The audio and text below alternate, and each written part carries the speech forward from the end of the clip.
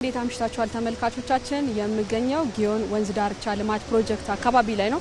እንደምትመለከቱት ባለፉት ጊዜያት በአዲስ አበባ በተከናወኑ የኮሪደር ልማትና የወንዝ ዳርቻ ልማት ፕሮጀክቶች ማለት ነው ይህንን የመሰለ የወንዝ ዳርቻ ልማትና ሌሎች 75 የወንዝ ዳርቻ ልማት ፕሮጀክቶች ተከናውነዋል ማለት ነው።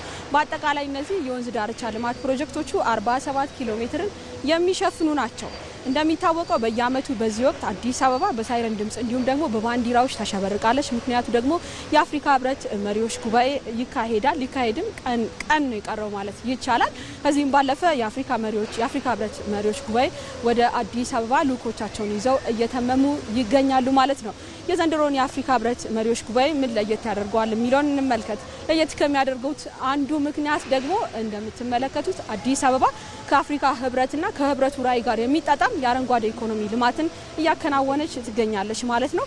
ባለፉት ጊዜያት እንግዲህ ባለፉት 5 ዓመታት በዓለም አቀፍ አልሚዎች ነበር እነዚህ 76 የወንዝ ዳርቻ ልማት ፕሮጀክቶች ሲከናወኑ የነበረው። ነገር ግን በሚፈልገው ርቀት ልክ ባለመሄዱ ምክንያት በሀገር በቀል አልሚዎች እንዲከናወኑ ተደርጓል።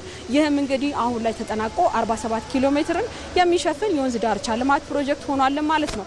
በዚህ ላይ እንግዲህ ምን ታየ የሚለውን ስናይ ደግሞ የአዲስ አበባ የስራ ባህል መለወጡንም ተመልክተናል። በአዲስ አበባ 24 ሰዓት 7ቱንም ቀን በእነዚህ የወንዝ ዳርቻ ልማት ፕሮጀክቶች ሲሰራ ነበርም ማለት ነው። ከዚህም ባለፈ ደግሞ ከህብረቱ ጋር የሚያያይዙ ብዙ ነገሮች አሉት። ለምሳሌ ብናነሳ ይህ በአጠቃላይ የወንዝ ዳርቻ ልማት ፕሮጀክት የተከናወኑ በራስ አቅም ነው።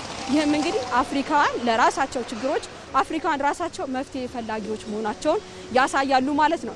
ከህብረቱ ጋር የሚጣጣም ራዕይ ምንድነው ስንል ደግሞ በተለይም አጀንዳ 2063ን ስንመለከት ለዜጎች ምቹ ከተማ መፍጠር ነው። አዲስ አበባን በወንዝ ዳርቻ ልማት ፕሮጀክት እንግዲህ ለነዋሪዎቿ ምቹ ከተማን በመፍጠር ረገድ የወንዝ ዳርቻ ልማት ፕሮጀክቱ ተጠቃሽ መሆን ችሏልም ማለት እንችላለን። በምትመለከቱት መልኩ እንግዲህ ምሽት ላይ የጊዮን የወንዝ ዳርቻ ልማት ፕሮጀክት የተለያዩ ነዋሪዎች በተለያዩ አካባቢ የሚገኙ ነዋሪዎች መጥተው እየተዝናኑ እንዲሁም ደግሞ ንጹህ አየርን እያገኙ ይገኛሉ። እዚህ አካባቢ ላይ እንግዲህ ለተለያዩ ኮንፈረንሶች የመጡ የውጭ ዜጎችንም ለማነጋገር ሞክሬያለሁ።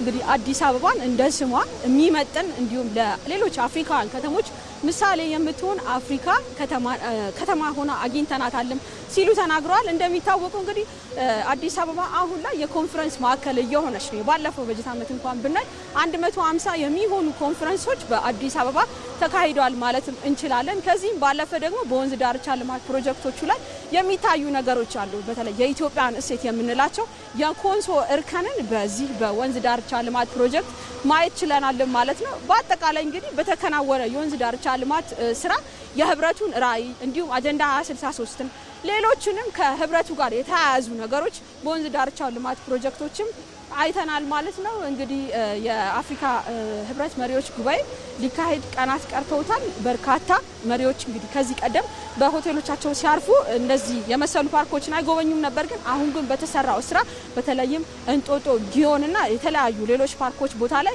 ልኡካኖቻቸውን ይዘው እየሄዱ ይጎበኛሉ ማለት ነው። ይህ ደግሞ ለኢትዮጵያውያን ለአዲስ አበባ እንዲሁም ለአፍሪካ ኩራትም የወንዝ ዳርቻው ልማት ፕሮጀክትም የብልጽግና ተምሳሌት ሆኖ አግኝተነዋል ማለት ነው። አንተነህ ለጊዜ ያለኝ መረጃ ይሄንን ይመስላል። አመሰግናለሁ። መልካም ምሽት።